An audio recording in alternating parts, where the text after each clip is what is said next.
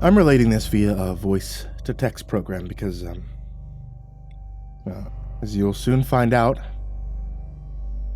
I can't use my hands. I'm not a bad guy. I take care of my hands. I glove them when it's cold. I don't stick them into fire or onto the stove. Sure, I bite my nails, but who fucking doesn't? Has about a single hand uprising in the history of mankind, so I think it's safe to say that they don't mind nail biting. Probably like getting a rough haircut for them. The worst. Anyway, I keep them lotion, probably more than you do, if you catch my drift. The point is, my hands aren't being put through the shit on a daily basis. I wouldn't say that I treat them with respect. I mean, they're fucking hands, but I'm not testing the limits of their integrity by any means, so I honestly, truly do not know why they've chosen to not only betray me, but selfishly assuming autonomy, but actively seek out my downfall during the brief periods of this self-actualization. It all started when I was lying in bed, listening to ASMR late at night after having woken up from sleep. It had been a fairly unrestful sleep, and despite the 20 milligrams of melatonin I'd taken the night before, and I was still super tired. I figured I'd chill out in the dark for a while since I didn't need to be anywhere in the morning. And all was going fine. I was listening to some fast tapping triggers with rainfall sounds in the background. And my hands suddenly just perked up, in the sense that I felt them flex out and up without my prompting. And first I figured it was some kind of relaxation to the ASMR, some kind of reaction that the tingles had evoked, and there was some kind of new sensory reaction, but then the hands clenched. Not all the way into fists, but into rigid claw forms. The result effect was admittedly menacing, and I immediately tried to reassume control, but I couldn't move them, couldn't influence their actions whatsoever. I shook my head from side to side until I dislodged my earbuds, needing complete focus on the situation at hand. By this point, my hands had started doing really weird shit. Okay, the fingers furled and unfurled sporadically, the hands flexing and unflexing and bobbing forward and backward on my wrist. It was bizarre, uncanny, and made me a little sick. Not merely the sight of them moving on their own volition, but doing so in such a weirdly articulate way. I also got the sense, and I don't know how else to best relate this, that they were communicating with each other. Each hand was displaying its own manual mannerisms, its own personality. The left hand seemed to be the more rational one, if rational could even be applied to such a situation, whereas the right hand, with its wild, darting, unpredictable movements, seemed to be the more impulsive and chaotic inclined ones.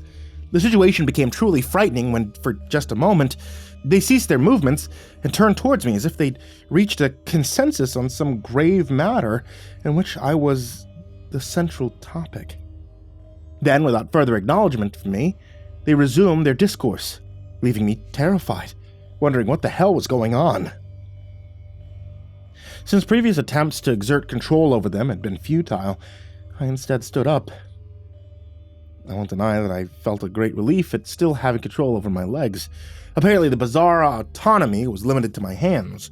As calmly as I could manage, I walked from my bedroom to the hall, and for a moment, thought that I'd failed to remove my earbuds due to the still remaining sound of rainfall. But a flash of lightning through a window downstairs showed me that the weather had developed to match the artificial atmosphere I had created for myself. Also, to eerily fit the nightmare circumstances. With only the intermittent lighting flashes to illuminate my progress, I made my way down the hall to the stairs and descended them with feigned casualness. All the while my hands flexed and clenched and splayed themselves, engaging in some frenzied debate. Reaching the landing, I briefly considered opening my front door with my feet.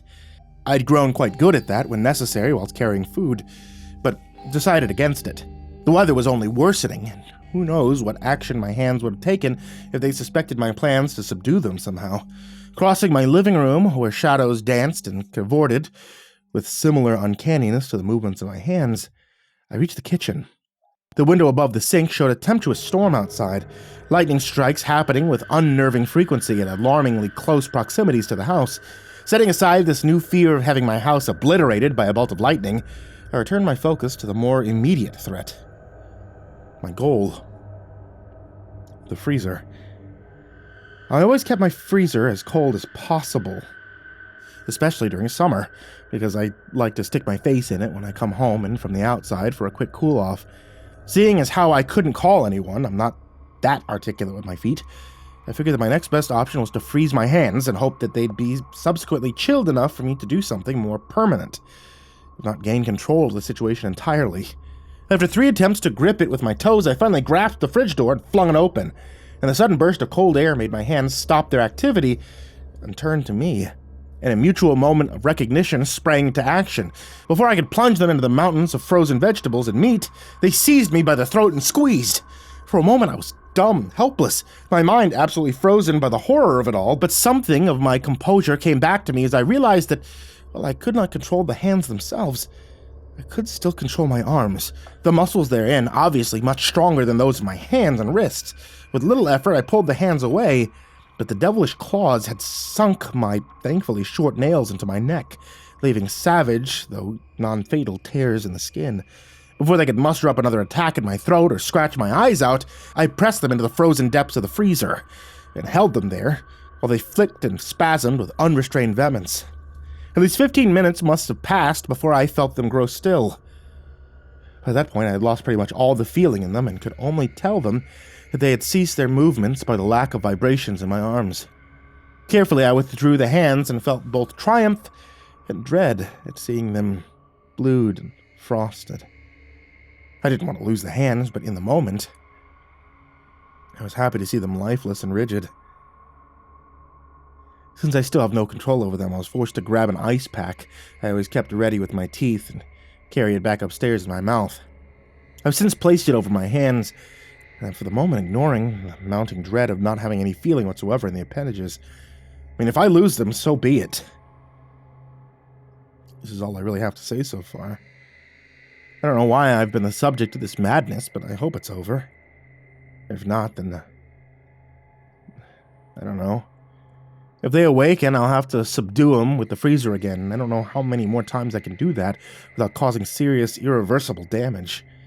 If there is anyone out there who has dealt with such a thing before, please contact me. I could really use a helping hand. Update. I'm okay now. The hands thawed out just fine, and control has been returned to me. No need to worry or reach out. We've taken care of the problem.